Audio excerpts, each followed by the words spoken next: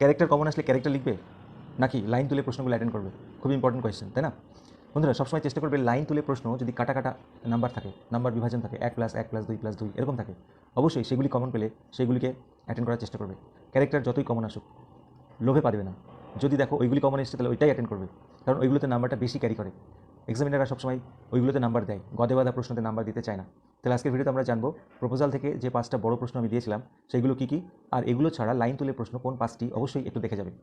ওগুলির মধ্যে তো একটা কমন এসেই যাচ্ছে, কিন্তু পাশাপাশি যদি এই 5টার মধ্যে লাইন তুলে প্রশ্নের মধ্যে আসে তাহলে ওটাই অ্যাটেন্ড করবে। তো চলো দেখে নিই কোন 5টি প্রশ্ন লাইন তুলে করে যেতে হবে। দেখো প্রথম প্রশ্ন, go there is a merchant come for his goods, who said this and to whom, who is the merchant, what is refer to as goods, in what way does it bring out the attitude of the person and the society at that time. 1 number গেল।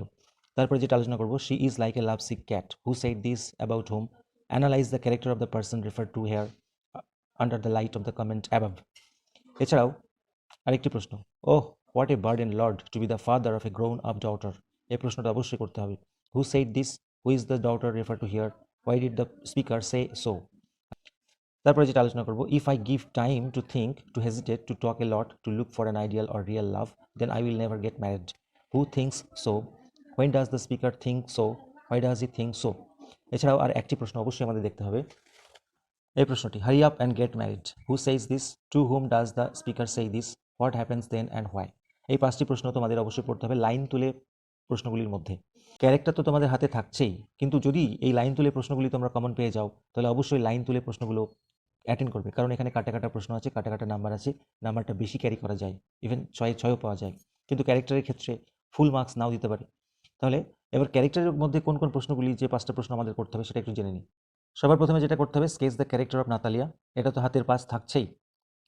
Describe the character of Chubukov as a sensible father. Why did Lomov think about taking a decision about getting married, whom did he want to marry and why. 4 number একটি, discuss the reasons why marriage proposal is important to all the characters. আর একটি প্রশ্ন, make a brief sketch of social life as you have seen in the play.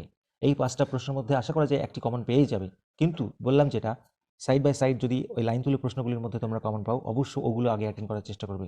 যদি ওগুলো common না পাও তখন তো এটা হাতের পাশ থাকছে, এগুলো অ্যাটেন্ড করবে। তো ওই ভিডিওটা এই পর্যন্তই ছিল। Thank you very much for watching this video.